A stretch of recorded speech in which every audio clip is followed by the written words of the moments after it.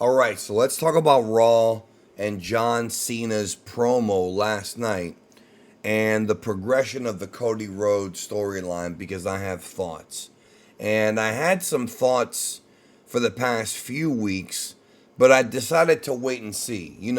I've talked in the past about how people on the internet are way too reactive and people like to raise pitchforks and yell and scream and, you know, just basically act like bitches. And I'm one of the type of guys who would rather wait and see how things play out. And in the past, I already said that I wasn't excited for Cody versus Cena, but that I was open to seeing how they could get me excited for it. Now, in the last few weeks, the one thing that I think has been missing from the whole equation is The Rock. And the reason as to why I think it's important is because The Rock, Dwayne The Rock Johnson, was the catalyst for Cena going heel. With the story being that Cena sold his soul to be The Rock's champion because Cody did not.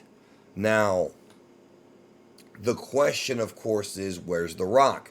And some people have said, well, before Dwayne decided to get involved in the storyline, this is the direction they were going in. Okay, but the problem is Dwayne did get involved, and thus there needs to be a responsibility there to continue the thread, the story thread.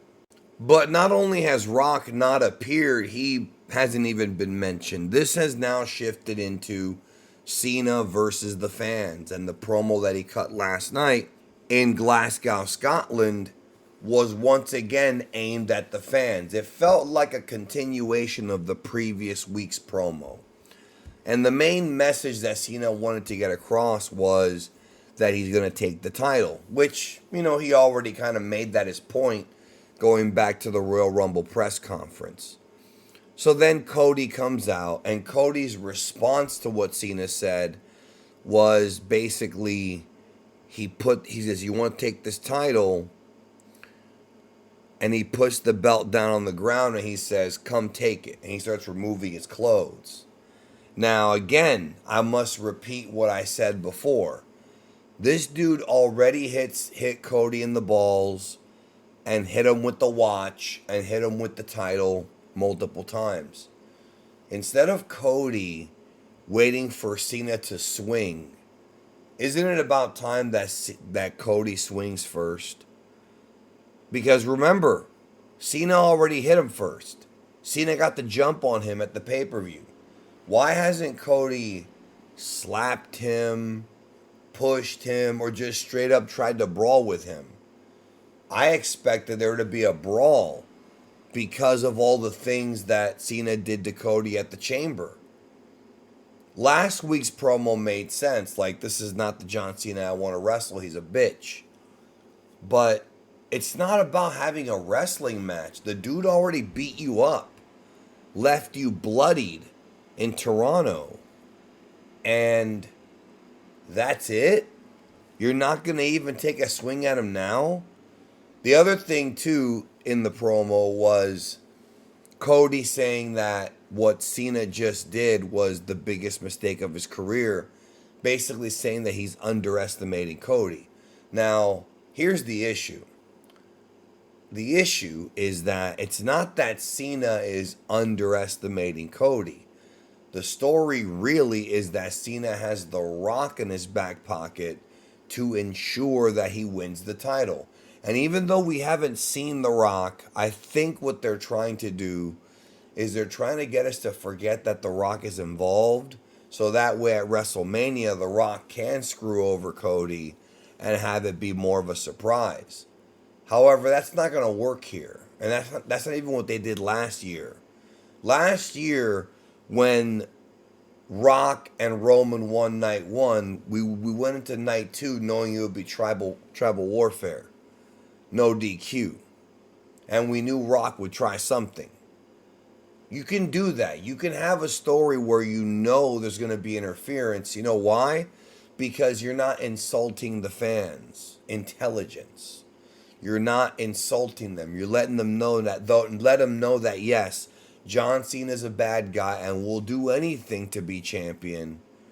And Rock will do anything to take the title away from Cody.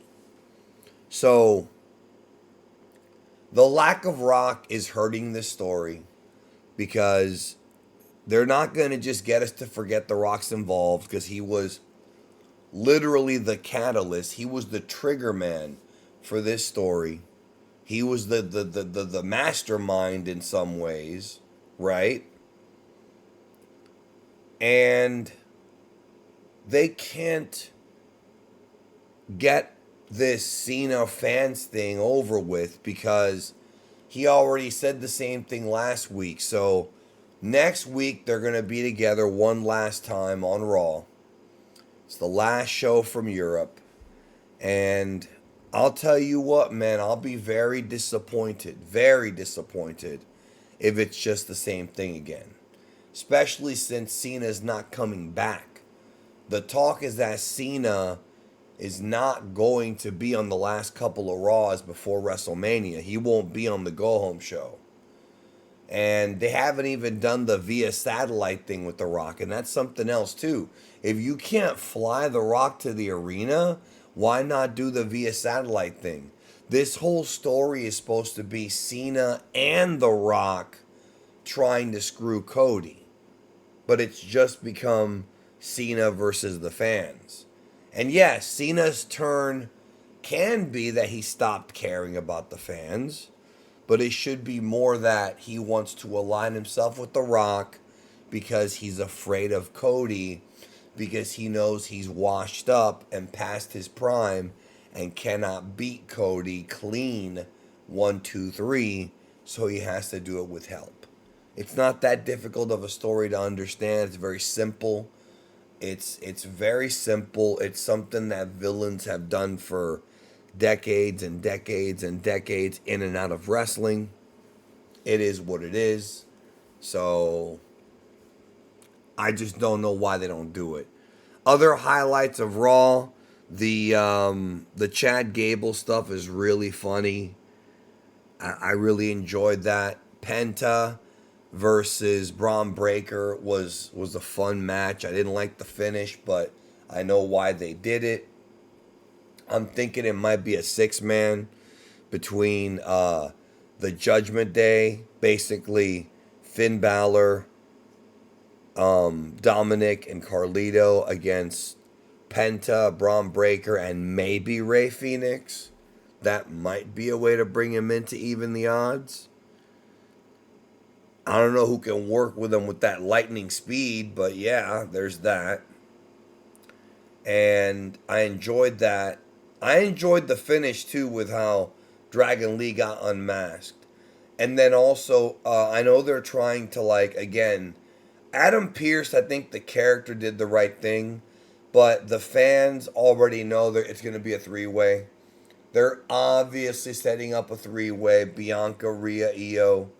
It's obvious that's where they're going with it. Same thing with the Punk, Seth, Roman thing. And Punk cut a great promo. And I like how Punk talks to the audience. How he talks about, okay, Friday on SmackDown, the guy's booing. He goes, you guys are booing. Why? Because it's not happening tonight. And then he's like, yeah, I wanted it to happen tonight too.